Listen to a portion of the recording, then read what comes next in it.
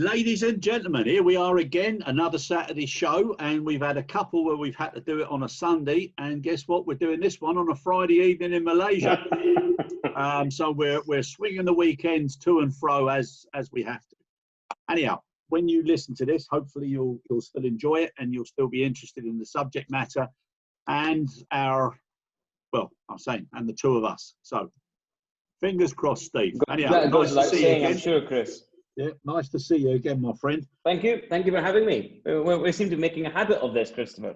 Yeah. No, it's going well, and I look forward to it. Believe it or not. Now, Steve, I think this show is all about testing, well-being, looking after people, letting people be more aware, because some of the figures that are coming out now of the increased numbers that are contracting CV, and also showing that it seems to be the younger generation, and the numbers are starting to spike. Things are changing with quarantine, which countries, etc. So we're getting into a newer dilemma, but it's also one that I think everybody needs to be aware of, so that they can start testing themselves and get access to whether or not they're causing a potential problem for anybody else. So we'll cover those particular issues. But I know we're going to start with something which you mentioned, which is to do with British Airways and Boots coming up with a partnership. Well, I think, look, British Airways has been in the news a lot recently, Chris. In fact, I think probably it's made our show, I wouldn't say quite as many times as Wizz Air have been referenced and name checked, but BA certainly comes up regularly. I think, the first thing that sort of sprung to mind was, we'd seen a bit of a resurgence in air travel. We'd seen when countries then sort of started to open up these green corridors or air corridors or whatever respective countries were calling them.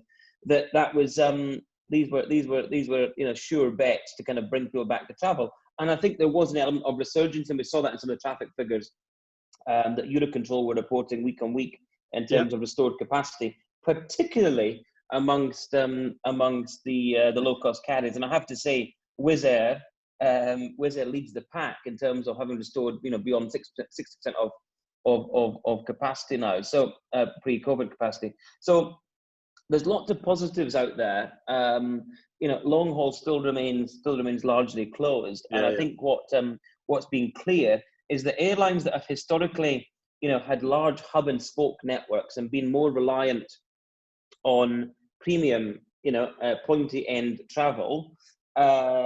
British Airways is as good an example as any. So I think what BA has seen is, whilst BA have restored, some of the short haul network and also some of the long haul flying, it's not to the same levels as by comparatively the likes of EasyJet, Ryanair, Wizz Air, etc. in the European space. So it's pleasing to see British Airways come out this week. Now, obviously, we could just simply say and be naive to say, well, this is all about promoting, good testing capability and good kind of, track and tracing. Actually, the reality is, Chris, that this is about restoring confidence, getting bums back on seats, and trying to fill empty airplanes. So I don't blame British Airways. I would be absolutely as dogmatic as they are in trying to get people back into flying. But this is an interesting partnership. Now, to be clear, British Airways don't think have announced this formally, but it seemed to have sort of leaked into the press over the last couple of days. So generally there's an element of truth when these things sort of start to fritter through the media networks.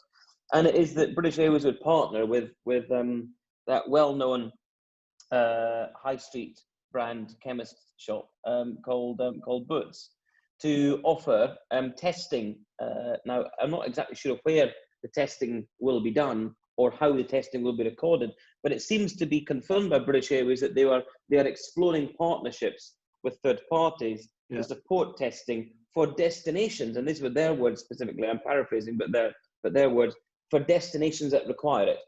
Now, as we know, certainly in every British airport and in most airports that I've been to in around here in Asia, there's a Boots, the chemist, in most terminals, if not multiple Boots. So, at what point will it be done? Pre-terminal entry, pre-airport, off-airport, on-airport?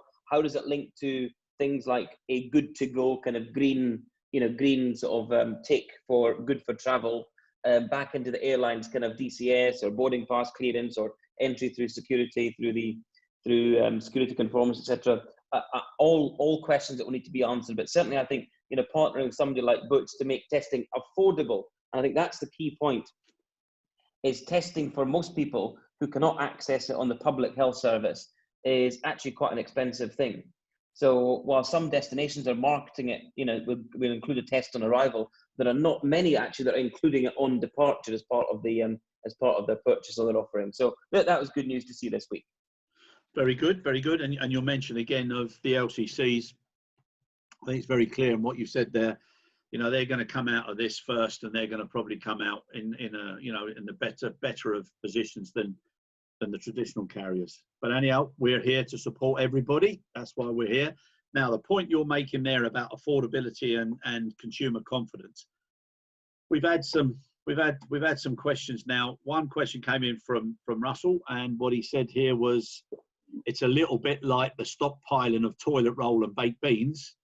Now people are realising their holidays are disappearing over the horizon this year, and so they're now looking to get something secured for next year. So, in one hand, you've got TUI showing terrible losses, but then showing that they've got 145% bookings for next year. So it looks as if people are trying to use the same principles of stockpiling to secure a holiday for next year, which must mean they're assuming confidence in a vaccine.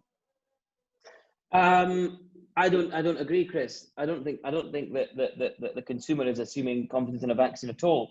I think what the consumer is seeing is lots of cheap deals out there, and with offers from the travel companies to ensure that those bookings, I'm not going to say insure, but essentially ensure that the customer has flexibility on changing those bookings without penalty should they not be able to travel to their destination at the point of departure or at a point prior to known departure. So I would be I'm not I don't sort of, yes, there might be an element of people thinking, well, bloody hell, it must have said 12 months down the line, it's got to be over by then. But remember, we've seen massive discounting from the tour operators and the airlines to get bums back on seats. And the reality is that cash now, it doesn't have to be expended until then, or booked as flown revenue, is cash in the bank that the airlines wouldn't ordinarily have. And yeah. So I think there's an element of that that's probably more truthful than us believing or portraying that consumers are smart enough to believe that a vaccine will allow them to travel. I don't think that's the case at all. Okay, good. So again, it's endorsing the sort of the stockpiling or taking advantage of options, and probably absolutely even it's so affordable now. They're probably doing a double or a treble book just in case, and boosting up the numbers. Absolutely, yeah. I mean, we got back. Personally, we were in Langkawi a couple of weeks ago. We go away this weekend again, another long weekend, and then we've got another long weekend in Malaysia on the 31st of August for Independence Day, and we're going away that weekend. So I think, and it's all Malaysia domestic, of course. Yeah. Interstate travel, and that's something that we've not been able to do much of previously. And the conversation I've been having, including with you earlier this week, and others, is that they're very much enjoying holidaying in their own backyard, and I think that's a wonderful thing. Yeah. Know your home. Yeah, know your home. Yeah, getting to know it. It's a bit difficult if you live in a city-state like Singapore or Macau or Monaco, I suspect. But if you're outside of those, you're probably all right. I'm not sure we have many Not sure we have many Monegasque listeners in any case, Chris. No. You never know, my friend. You never know. Well, if there's a Monegasque out there that's listening to us, I do hope you'll give us a ring. Yeah. No, let's hope so. Now, another little question here, Janet. The way we approach health and well-being is changing. And how will companies deal with such influences like quarantine, safe working from home, short-term absenteeisms, etc.? Now, that question in itself, Steve, brings something up which we've been approached by a young fella called Nick, who's got a new product, and his new product is under the name of Vastmindz. Okay. And Salam, if you can prepare the little snapshot, I'd just like to go through that with Steve and see what he thinks about it. Yeah, of course, Chris. Gentlemen, can Throwing you... something upon me. Yes, I like it. yes, indeed, and to get your opinion as quickly as possible. You're going off that carefully prepared script that we submit each week to the producers for approval, Chris. That's it. That's it. Look, see here, old guys rule. That's the one thing you can do when you're old, my friend. You don't have to care so much. Chris, Stephen, can you see my screen? Can you see the screen? Yep, Salam. Yep, we need you to put the. That's it. Let's put it on. All right, here we go. Come on, my technical wizard. Well, this is awkward, isn't it? Yeah, well, yep. Little technical bit I there, Salam. do hope that those listening on Spotify and Apple Podcasts and not on the YouTube or video channels will be able to envisage from our minds what they would have seen. Are you able to get it on, Salam? The video version. Can you? The video is actually playing. No, we can't see that, Salam. So we can't see it. You can't see it. Shall we move on? Wait, hold on. Move on for now Let's try something else. Pardon? Let's try one more thing. One more thing. Come on now, Salam, because people listening. Otherwise, we're going to have to start telling jokes. Let's switch off, Chris.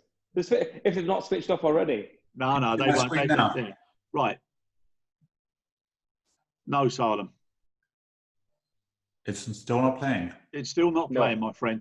It's still not playing, so we're going to have to move on, Salam. And we'd just like to publicly announce there's another young man who's going to be furloughed or possibly losing his position within the next 35 minutes. So well done, Salam. We've enjoyed it before. We've enjoyed it working with you.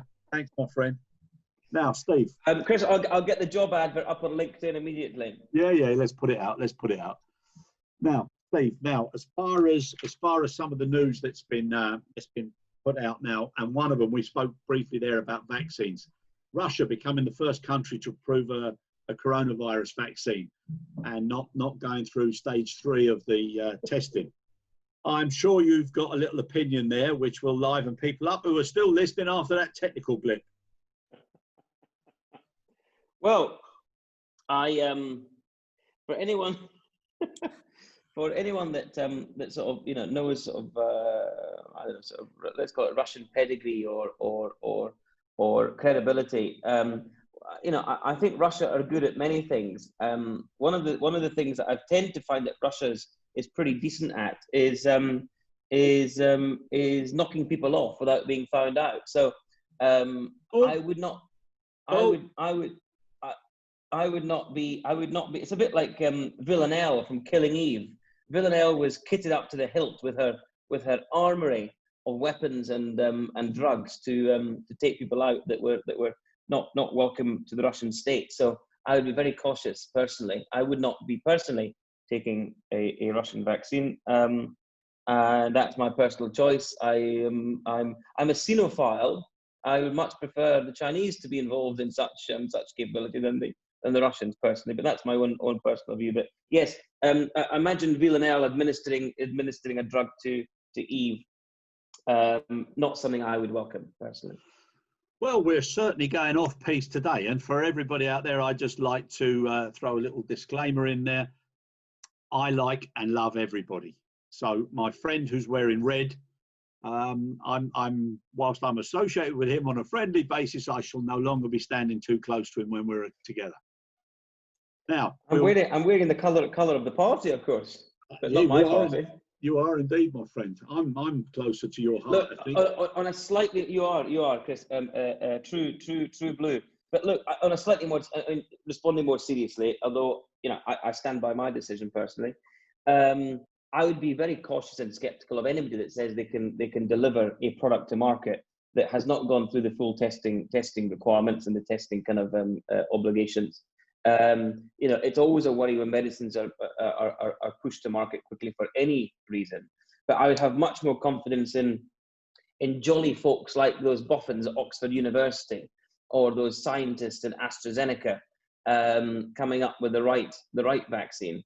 And this is not about being first to market. It's actually about bringing something that's safe, that is proven, and will actually make a difference in a positive way, not in a negative PR grabbing way that Vladimir and his friends want.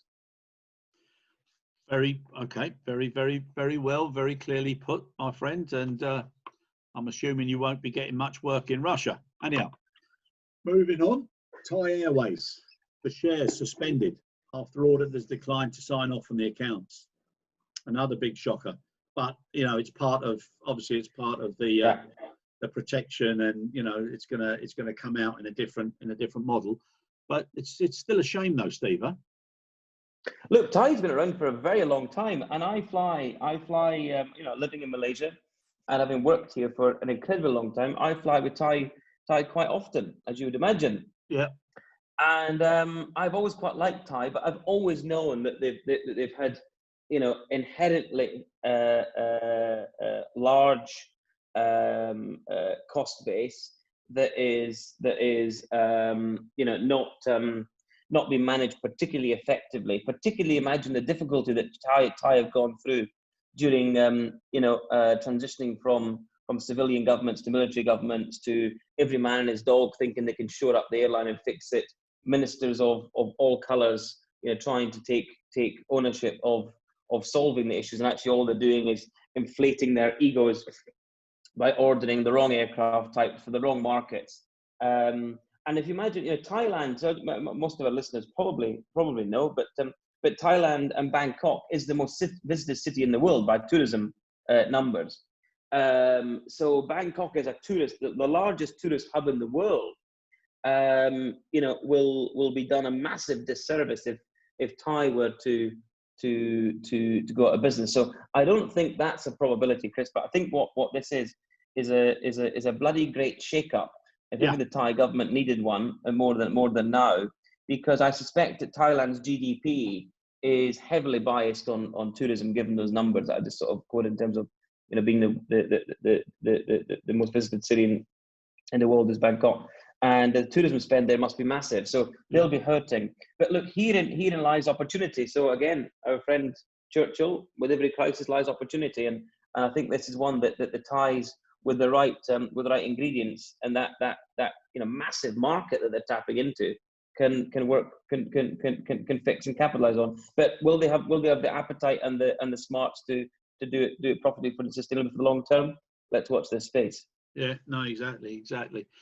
But it's incredible, you know, to be 94.1% down, and you know, the revenues, and like you said, it's going to hurt so badly. But you know, hopefully, you know, in a remodeling, it'll come back and it'll do good. Now, another point, Steve, and another area that we both know and have had a lot of experience in, India.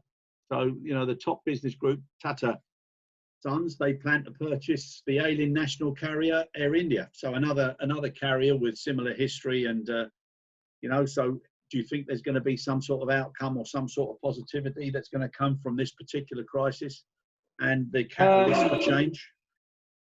Well, I don't know if you know, Chris, but Tata, I think it was Ratan Tata's father or grandfather, was the founder of Air India. So that business started as Tata Air Services by a gentleman called J.R.D. Tata. And I'm full of useless information, I know, but sorry to interrupt you there. Do you know what I'm going to do now? I'm going to challenge you, right? Now you pick two people from your organisation, and we're going to have like a masterminds aviation quiz. Seriously. So never mind mastermind, we'll call it never mind. And you and your two colleagues can be the airheads. And then what we'll do is we'll challenge anybody out there for three people to come on under the same format and challenge you guys. But now back to your So the point was, so I can't. I'll have to read up a little bit better my homework. But J.R.D. Tata is either the father of Ratan Tata or the grandfather. I can't remember which, but I think the father. So aviation has always been in the blood of the Tatas, Chris, and therefore, you know, I think Ratan Tata has. I mean, he's already got interest in Vistara. He's got interest in AirAsia India. Likely, you know, there's talk that he may exit from AirAsia India. Whether that business continues as a going concern or not, there's some question about that. There's some credibility question about their safety standards and their safety management in the press last week, and some of their post holders being suspended by the regulator. So I think there's a lot happening there for the Tatas to consider. So a bid for Air India is no easy feat. I mean, we know that that's a very large organization with massive amounts of debt, with massive amounts of restructuring required, with massive amounts of people involved. You think about the amount of employees Air India has, and tens and tens of thousands, and how many families that are reliant on that, of course, and you've got generations that go through that business. Yeah, it is really like a family. So I think they would have their work cut out there, but probably no better person to try to get involved. A well-known local with great credibility. TATA's known globally around the world for its success in many different industries and verticals, and therefore I think that let's watch this space. But good luck to them if that certainly pulls through. yeah, and like you said, it's a market where you have to have local specialisation, contacts, etc. Everything. So that's so important. But good luck to them. Good luck to them. You know, any success for the industry now is what everybody wants. Now, another question from Louise: Crisis to Care Collaboration Club. Now, we're doing a virtual conference later on in September, Steve, which we're going to invite you on. But one of the things that's being covered there is, are people really prepared now to engage in true collaboration and help everybody in the sector to do well? So I can see your honesty coming out there, but that's one of the challenges that's going to be put during the conference to everybody who's going to participate. So whether it's from airports, airlines, DHAs, forwarders, enablers, which are the support services, whether it's IT platforms, and then also the regulators or the representative bodies.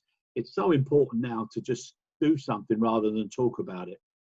So the question is, and we've spoken about this, which is where Louise gets it from. She put, have we got an outline of a program where parties willing to share and collaborate to do so via a recognised and agreed facility, just to prove that it would work, so that others might take it on board? So now we've spoken about cooperatives and success and recovery clubs.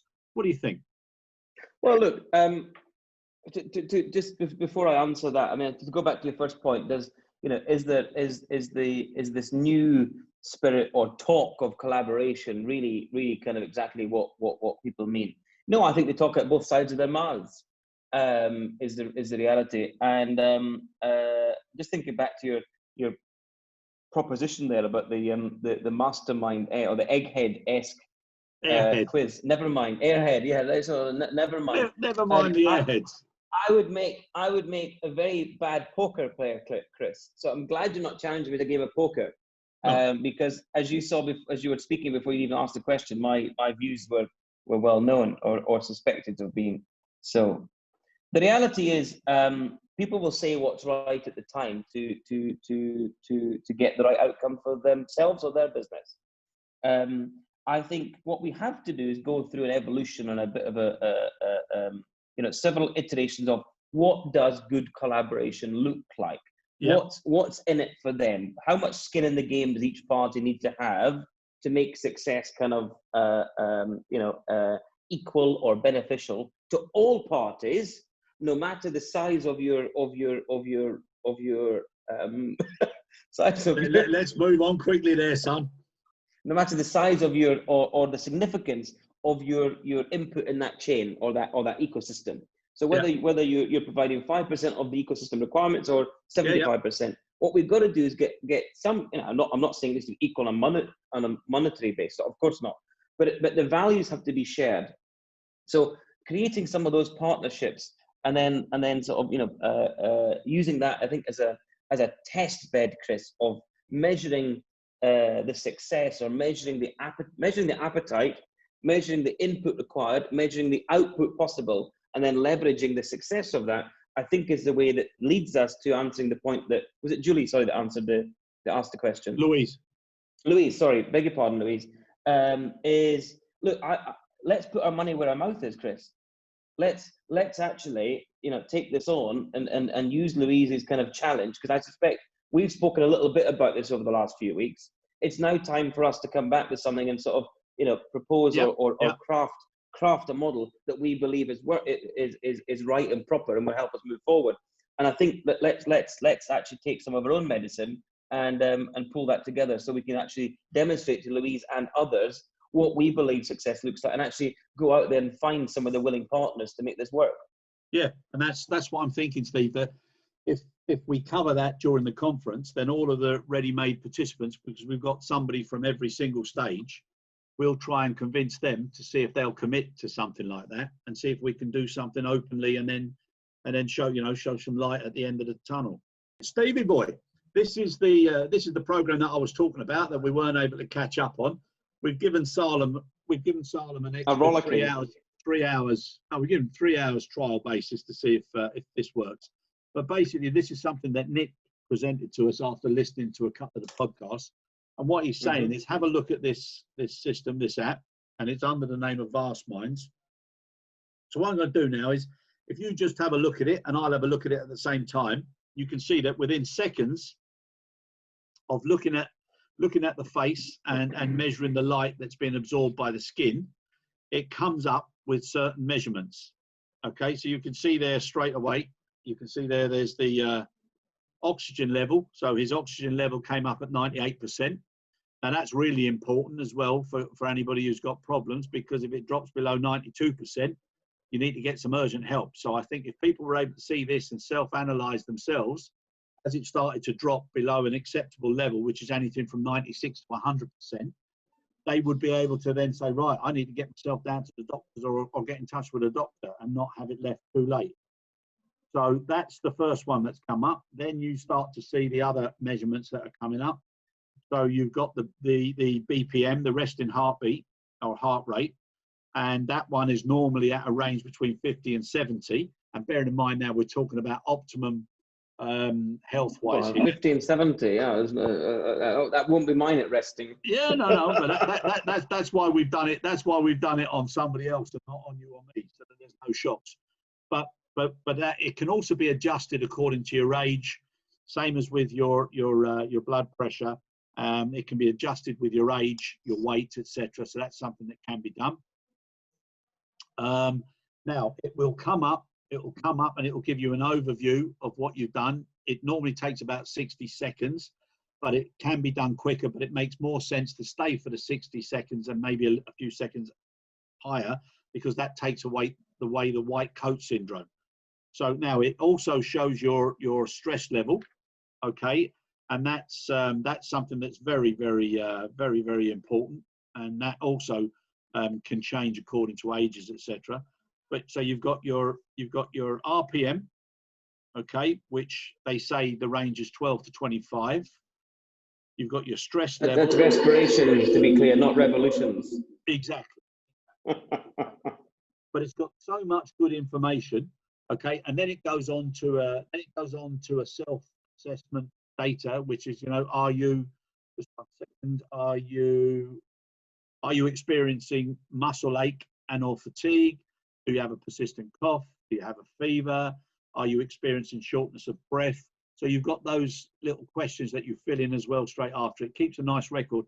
Now, I think the principle is, if people were telling passengers or customers that all of their staff, all of their employees, as part of a crisis to care proposal with regards to well-being was in place, then people would start to see that everybody was having to be tested. Now, employers could also link this, because it can be tracked, to make sure that their employees are doing those tests twice a day or twice a shift or whatever. Now, it's not a panacea for COVID, but it is another element that would be very easy to implement and would be accessible to so many people, and it would give them more of a focus on their own self or well-being, and it would also help with when to contact the medical experts or the medical practitioners to see what could be done. Look, I mean, it looks very interesting. Of course, I'd like to understand a little bit more about the technology and actually how the technology works, because that's important to be able to assess, the efficacy or the robustness of such a tool.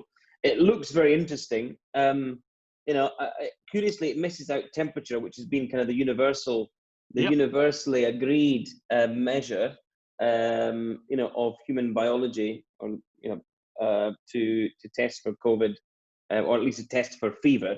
Yeah. Well, not could be COVID or otherwise, but at least check for fever, which is one of the symptoms or reported symptoms of COVID.